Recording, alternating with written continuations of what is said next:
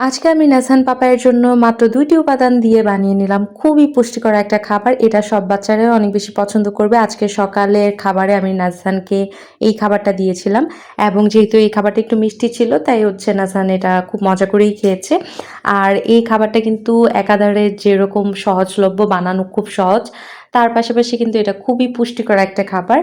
এর মধ্যে হচ্ছে আমি আপেল ব্যবহার করেছি। আপেলে রয়েছে প্রচুর পরিমাণে ভাইটামিন সি, যেটা হচ্ছে বাচ্চাদের জন্য অনেক বেশি উপকারী এবং তাছাড়াও হচ্ছে আপেলে রয়েছে প্রচুর পরিমাণে অ্যান্টিঅক্সিডেন্ট এবং এটা হচ্ছে বাচ্চাদের রোগ প্রতিরোধ ক্ষমতা বৃদ্ধিতে অনেক বেশি সাহায্য করে। আর অন্যদিকে আপেল কিন্তু প্রাকৃতিক মিষ্টির একটা উৎসব। ১ বছর আগে যেহেতু বাচ্চাদেরকে চিনি দেওয়া যায় না, সেই কারণে তোমরা কিন্তু যে খাবারটা মিষ্টি করতে চাচ্ছ সেটার মধ্যে আপেল ব্যবহার করতে পারো।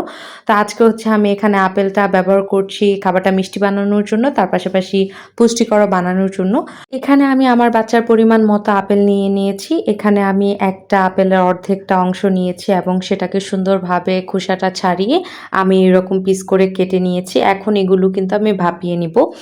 সবচেয়ে বেশি ভালো হয় আপেল যদি স্টিম করে নেওয়া হয়, মানে ভাপ দিয়ে নেওয়া হয়, ডাইরেক্ট পানিতে সিদ্ধ না করাই ভালো। আর যেহেতু আজকের রেসিপিটা এক হাঁড়িতেই হয়ে যাবে, তাই তোমরা চাইলে কিন্তু ওটসের সাথে একবারে আপেলটা সিদ্ধ করে ফেলতে পারো। যেহেতু ওটসের পানিটা আর ফেলা হবে না, সেই কারণে তোমরা কিন্তু এটা একবারে সিদ্ধ করতে পারো, সমস্যা হবে না।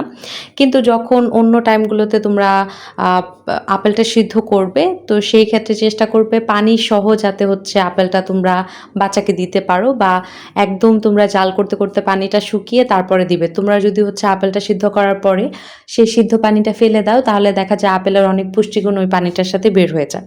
তো এখানে হচ্ছে আমি একটা প্যানের মধ্যে ৩ চামচের মতো ওটস নিয়ে নিয়েছি অ্যান্ড ওটসটাকে একটু ভেজে তারপরে এটার মধ্যে আমি পানি অ্যাড করে দিব। যতটা পরিমাণ পানি নিলে ওটসটা সুন্দরভাবে সিদ্ধ হয়ে যাবে, আমি ততটা পরিমাণ পানি নিয়ে নিয়েছি। এগুলোর আসলে মাপ বলার ওইরকম কিছু নেই।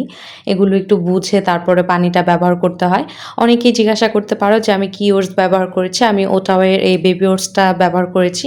এটার মধ্যে কোনো কালার নেই, কোনো কেমিক্যাল নেই, কোনো এক্সট্রা সল্ট বা সুগার নেই। তো যাই হোক, এটা খুবই ভালো একটা ওটস। তোমরা কিন্তু এটা বাচ্চাদের দিতে পারো। আর এই ওটসটা কিন্তু তোমরা পারচেস করে নিতে পারো বেবি মার্ট পেজ থেকে। আমি কিন্তু আমার এই ভিডিওর উপরে তাদের পেজটা মেনশন করে দিব। যারা হচ্ছে বাচ্চাদের জন্য ওটস কিনতে চাচ্ছ, তারা কিন্তু ডেফিনিটলি তাদের পেজ থেকে ওটস কিনতে পারো। খুবই ভালো প্রোডাক্ট তারা সেল করে এবং বাচ্চাদের অনেক প্রোডাক্ট তাদের পেজে রয়েছে। আর এই যে আপেলগুলো এখানে স্টিম হয়ে যাওয়ার পরে আমি হচ্ছে একটা ম্যাশার বাটি দিয়ে খুব সুন্দরভাবে ম্যাশ করে নিয়েছি এবং সেটাকে আমি ওটসের সাথে মিশিয়ে নিয়েছি। আর এখানে আমি অল্প পরিমাণে বাদাম পাউডার ব্যবহার করেছি। তোমরা চাইলে এটা ব্যবহার করতেও পারো, নাও করতে পারো, এটা অপশনাল।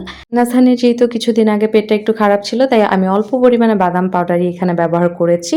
তো এটাই ছিল আজকের আমার ছোট্ট একটা রেসিপি। আশা করি তোমাদের কাছে ভালো লেগেছে।